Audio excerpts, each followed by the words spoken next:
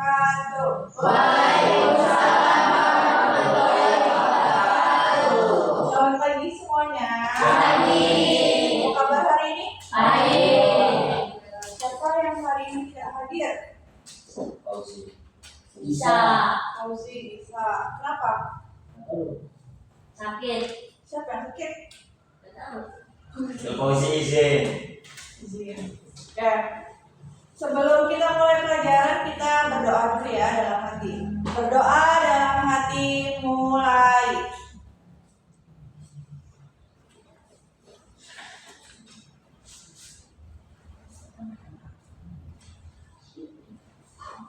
Doa selesai. Oke. Hari ini kita akan membahas tentang ini, produksi dan diseminasi konten digital. Nah, kalau pertemuan sebelumnya Ibu sudah menjelaskan tentang apa itu HKA atau coding, ya kan? Nah, coba sebelum Ibu bahas ini, ada yang masih ingat nggak kira-kira nih coding itu apa? Kecerdasan artifisial atau kecerdasan buatan. Nah, hari ini produksi dan diseminasi konten digital. Artinya, hari ini nanti tujuan pembelajaran kalian yaitu produk akhirnya adalah membuat sebuah produk digital atau sebuah konten. Yes. Nah, di sebelumnya Ibu sudah meminta kalian untuk berpikir, untuk memikirkan kira-kira nih nanti kalian mau buat konten tentang apa? Tuh? Oke, sudah terpikirkan? Belum. Oke. Nanti kita sambil jalan aja. Sebelum Ibu minta kalian untuk buat konten, Ibu akan menjelaskan dulu nih kira-kira hal apa aja yang harus kita lakukan sebelum kita membuat konten. Oke. Ibu minta perhatiannya ya. Oke. Memahami produksi konten digital. Apa itu konten digital? Konten digital atau produksi konten digital itu adalah proses menyampaikan pesan secara efektif melalui berbagai macam media digital. Nah, ini melibatkan pemahaman mendalam tentang komunikator, pesan, media, komunikasi, dan efek yang akan dirasakan oleh banyak orang itu apa? Nah, nanti yang namanya produksi produk digital itu berarti bentuknya dalam bentuk apa? Dalam bentuk digital, ya betul. Contohnya apa coba? Ada yang tahu? Ada yang pernah lihat produk digital, konten? Pernah lihat konten? Betul, dalam bentuk video bisa. Terus apa lagi? Gambar. Gambar biasanya kalau gambar Ibu sebelumnya sudah menyampaikan salah satu bentuk AI yang menghasilkan gambar itu apa? Aplikasinya namanya? Cici. Yang biasa paling Cici bisa, Canva, Cici, Canva, apa? ChatGPT. Nah itu bisa. Kalau misalkan Canva biasanya kita bikin kayak pamflet ya, terus bikin cover buku, bikin kartu nama, atau bikin poster. Nah itu bisa lewat Canva atau bisa lewat Cici, ChatGPT. Cuma bedanya kalau misalkan Canva itu biasanya ada template-nya, jadi kita ada usahanya. Tapi kalau misalkan Cici dan ChatGPT kita hanya memasukkan prompt-nya aja. Prompt itu berarti apa?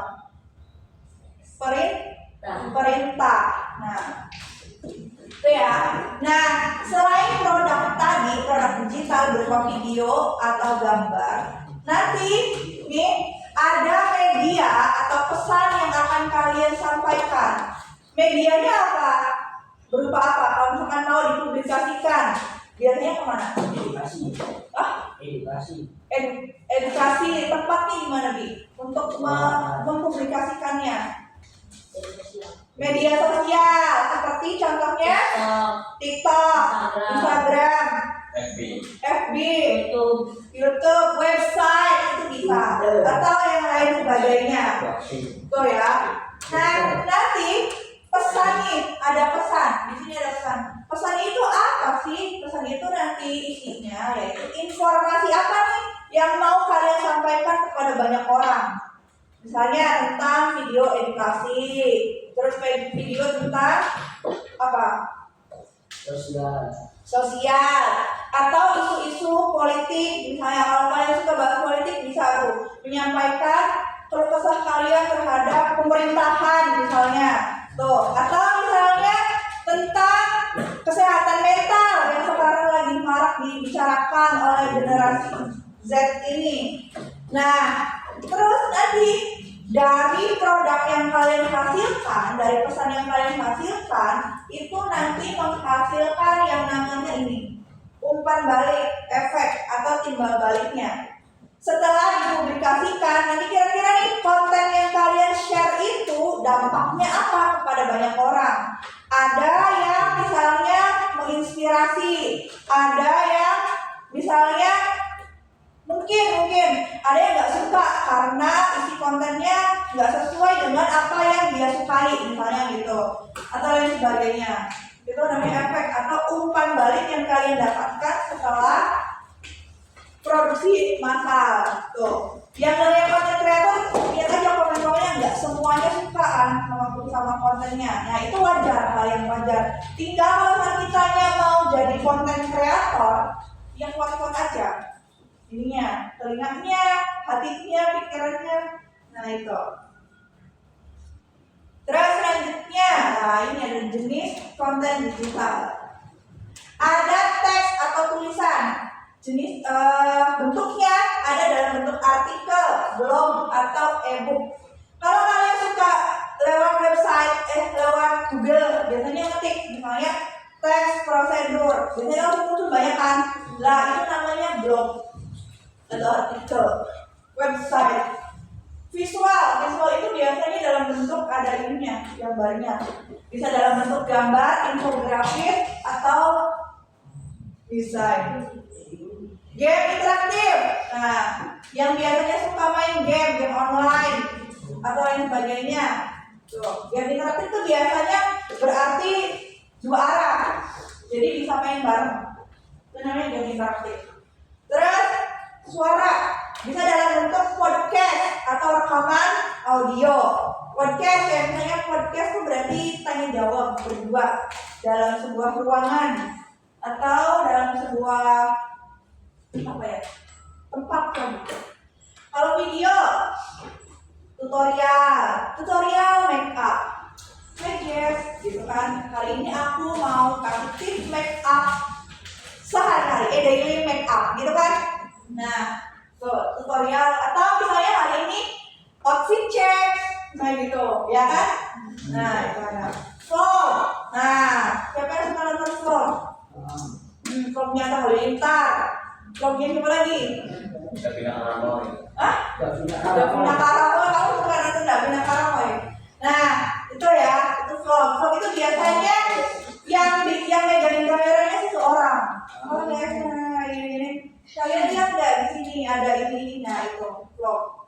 Terus iklan itu yang biasa kalian lihat di TV atau di YouTube, biasanya ada iklan Shopee COD, nah itu.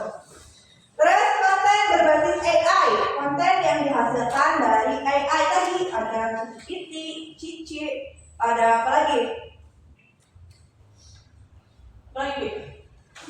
Canva. Jadi ada banyak ya.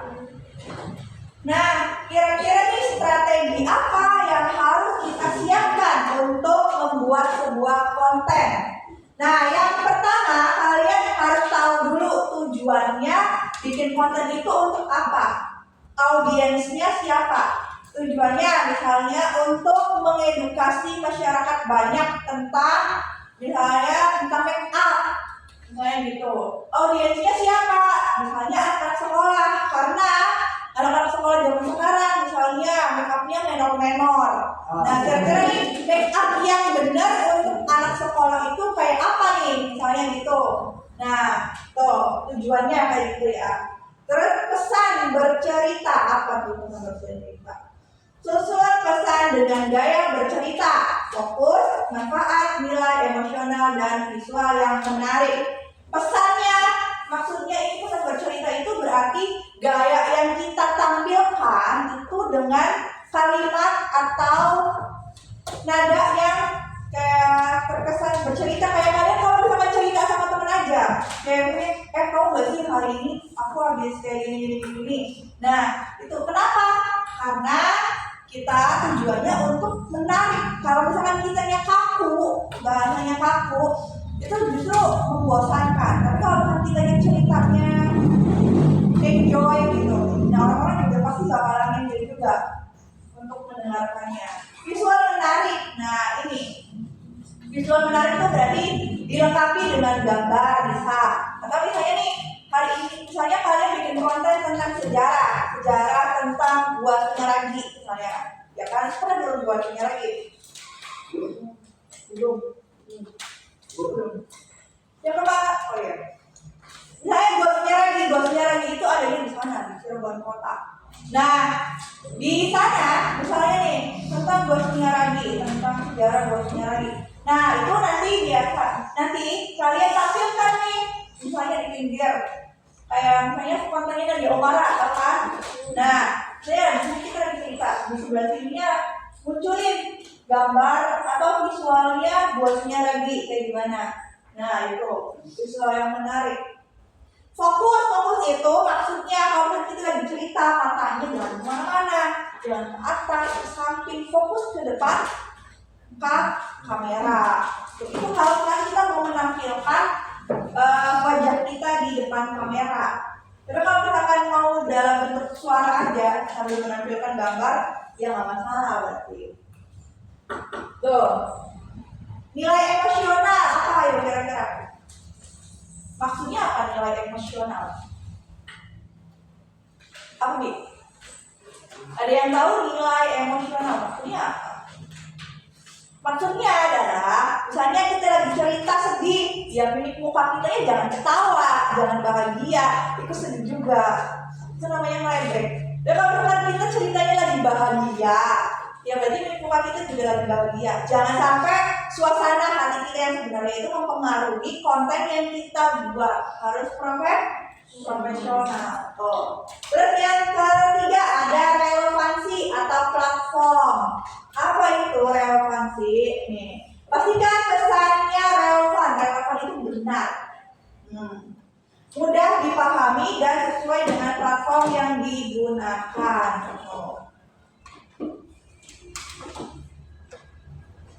Prinsip atau tata letak layout.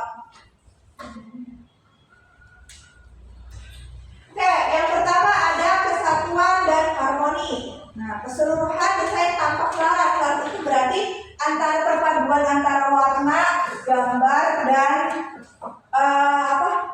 kalau misalkan dalam bentuknya kertas, konten dalam bentuk kertas, dimulai dari warna, tulisan, dan kertasnya ini disesuaikan. Kira-kira yang pas tuh kayak gimana? Kita harus bisa membaca situasi. Nah, kalau keseimbangan bisa simetris atau asimetris, formal dan informal. Misalnya kalau kayak gini kira-kira bentuknya formal atau informal? Formal. Kalau informal berarti misalnya dipadukan dengan gambar-gambar, dengan warna, jenis tulisannya, dan sebagainya. Proporsi ukuran antar bagian serasi. Nah ini antara tulisan dengan ukuran kertasnya harus sesuai. Jangan sampai misalnya kita bikin video ternyata gambar yang kita tampilkan potong. Nah itu irama atau ritme. Misalnya kalau ngomong jangan kecepatan, jangan terlalu lambat. Nah itu. Atau jangan terlalu pelan, jangan terlalu kencang. Kayak gitu. Nah penekanan atau fokus. Nah ini menonjolkan elemen penting. Terus yang berikutnya kontras, perbedaan mencolok antara warna dan fontnya. Ini warnanya, misalnya ini warnanya hitam, kertasnya warnanya hitam. Enggak, ini warna putih. Tapi warna tulisannya warnanya krem. Kira-kira kelihatan nggak? Nggak kelihatan. Kalau dibaca dari sini nggak kelihatan. Nah warnanya disesuaikan dengan latar kertasnya. Oke? Nah terus repetisi atau repetisi. Pengulangan elemen agar desain punya kesatuan. Nah alat produksi kontennya kira-kira apa nih? Ada banyak. ada 6. Editor teks atau blog. Jadi kalau ini kita harus butuh effort gimana caranya buat blog. Karena belum tahu cara buat blog ini kayak gimana. Terus video editing. Video editing itu bisa kayak kalau dalam bentuk aplikasi apa? Capcut yang biasa kita pakai. Animasi 3 dimensi ada tuh Blender namanya atau After Effects. Desain grafis bisa lewat Canva atau Photoshop. Terus audio Audacity atau apa ini? GarageBand. Terus yang terakhir ada Screen Capture atau Snide, itu nama aplikasinya tuh.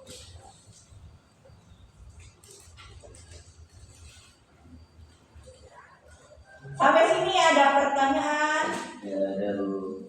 Ini platform, artinya kalau kita udah bikin kontennya, kita bisa masukin konten kita ke sini. Ke sini ada media sosial, contohnya Facebook, Instagram, TikTok, Twitter, Threads, dan lain sebagainya. Kalau platform video ada YouTube, ada TikTok, ada apa lagi?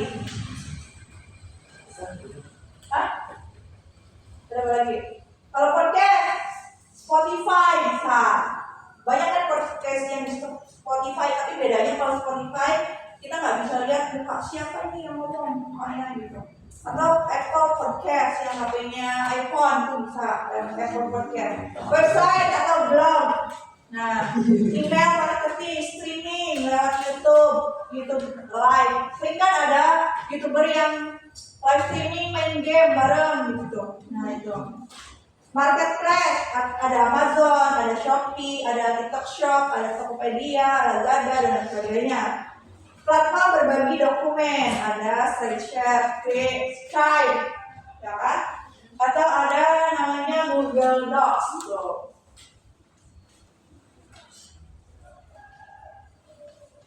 Sampai sini ada pertanyaan? Halo? Ya. Nah, ini di sini kalau nggak ada pertanyaan, ibu punya lembar kerja untuk kalian. Nanti ibu bagikan nih. Nah, ini nanti ibu bagikan LKPD-nya. Jadi nanti kalian kerjanya berkelompok aja, satu meja satu. Jadi misalnya Nurul sama Hana, Yasmin sama Tiara. Nah, makanya kamu sendirian kan ibu bilang sesuatunya kesini aja. Itu Oh gini aja, nanti Vicky sama Vika kesini bareng bertiga. Ya, meja kursinya dibawa satu kesini. Sok, dibawa satu kesini. Bertiga, bareng sama Sufira, bawa satu kesini. Jadi satu meja satu kelompok. Nanti di kantor ini ada nanti kalian isi identitasnya, kelas dan lain sebagainya. Nah nanti di sini ada beberapa pertanyaan yang harus kalian jawab. Oke, paham ya?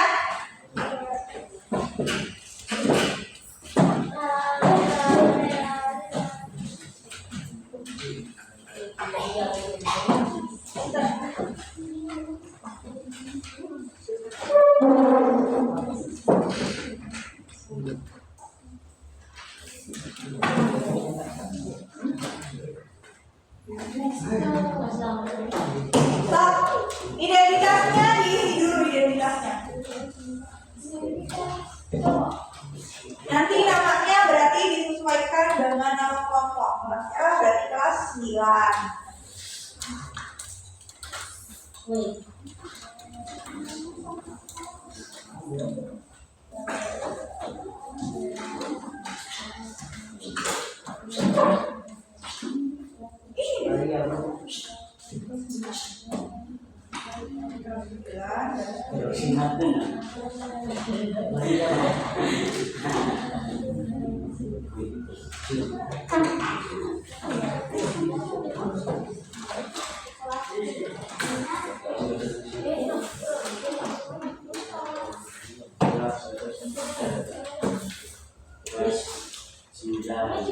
Iya.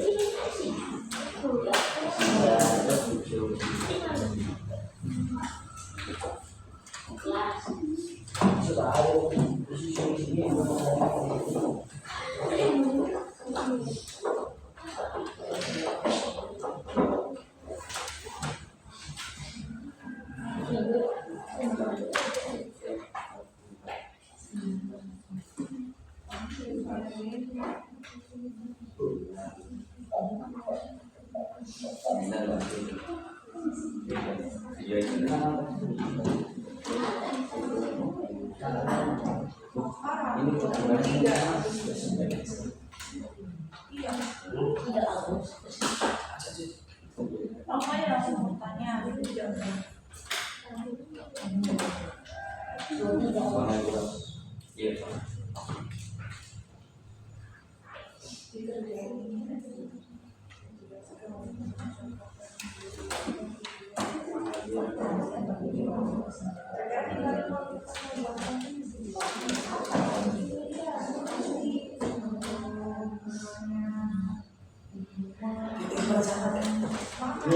Mau jadi Ipan kan? Si Ipan, bikin mau Ipan panggil Ipan ya kita. Oh iya, nanti jawabnya di sini aja biar enggak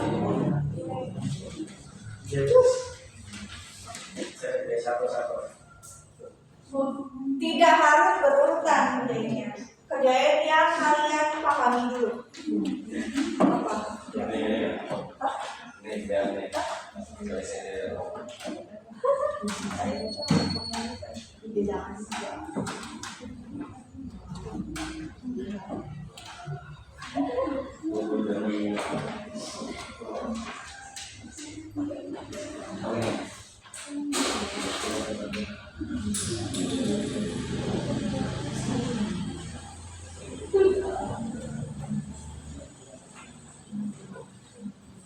Nomornya nggak harus berurutan.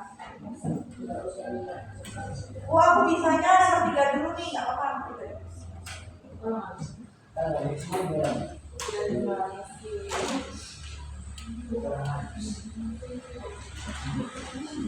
Sekarang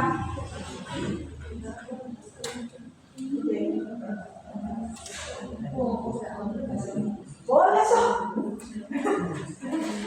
Pemerintah banget. Apa? Coba aja yang banyak jelaskan dengan kata-kata kamu sendiri apa tujuan dari produksi konten digital. Tujuan produksi konten itu untuk apa? Untuk edukasi,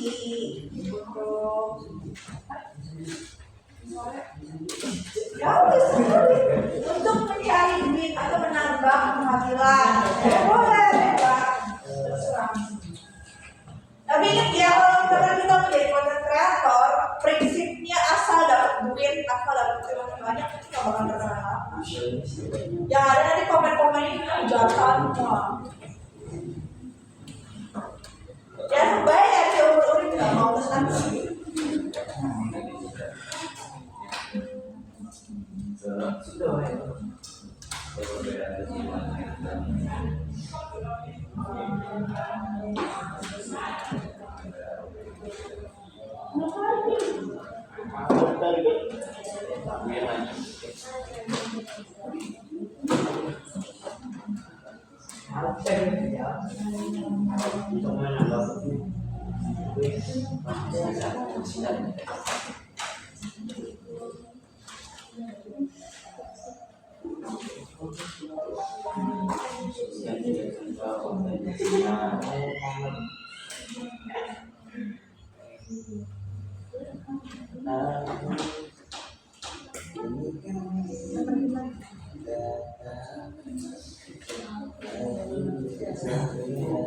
Apa Bi?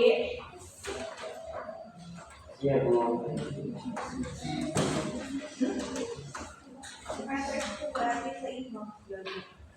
Terima kasih Bu. Ya terima kasih ya Bu. Sama-sama Raffi.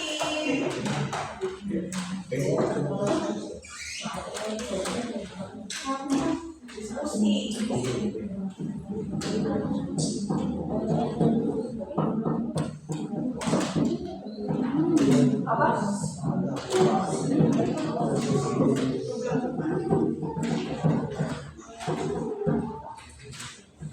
Lebih diskusinya sama kelompok bukan sama kelompok lain. Dua bisnis.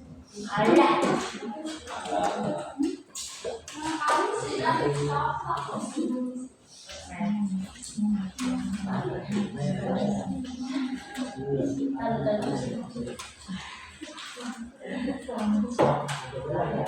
Ini pasti bodoh.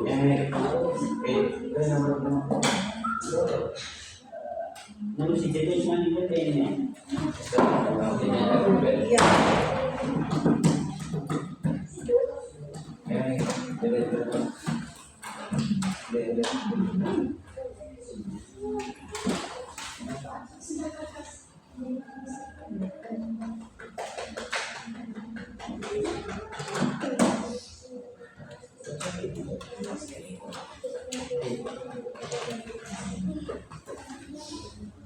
Iya.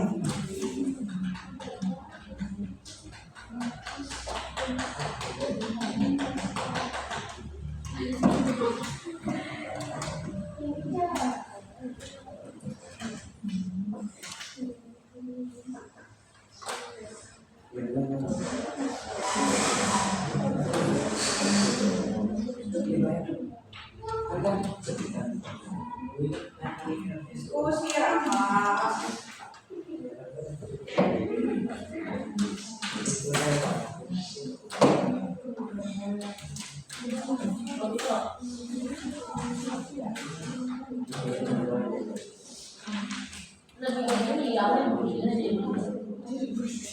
Jauh pertanyaannya, apa target audiensnya? Siapa? Misalnya anak, misalnya remaja, orang dewasa, atau masyarakat umum, atau misalnya akademisi, atau ya itu tadi. Politikus.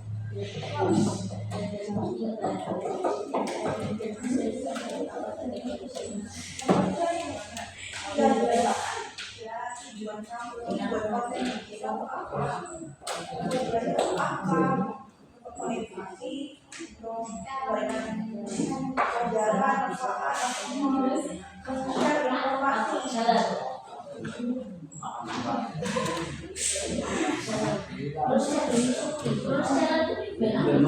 share informasi. Yang sehat tuh.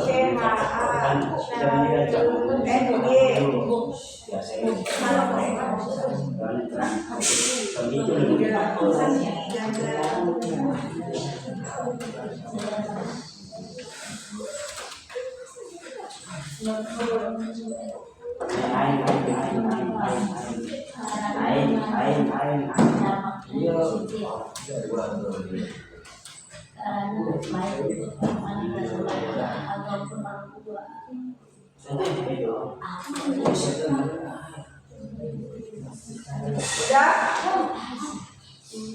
Satu lagi.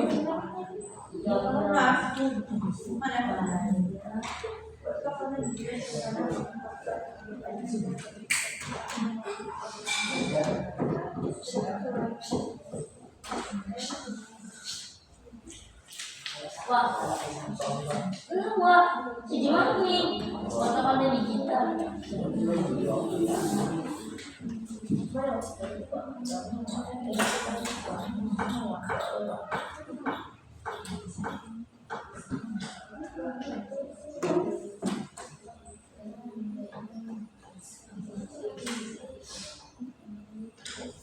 Itu cuma ini, ilmu jadi terus kita.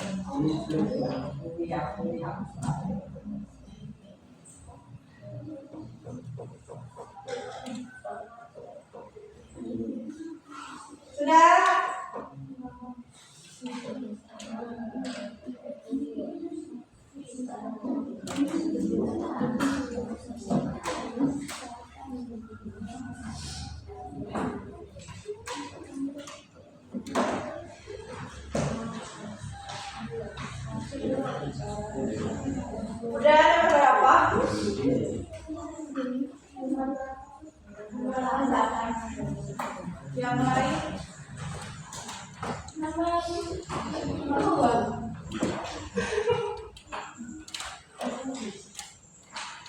Oke, karena waktunya sebentar lagi, nanti kita lanjutin ini di minggu depan. Tapi sebelum ibu tutup, ibu mau tahu dulu dong, coba kelompoknya siapa ya? Kita jawab dulu nomor 1. Kira-kira nih, kalau misalnya kita mau produksi konten digital, kira-kira tujuan kita untuk mengedarkan itu apa tujuannya? Tujuan kita membuat konten digital apa? Edukasi, edukasi. Terus memotivasi. Kamu tujuannya apa? Edukasi, motivasi. Apa?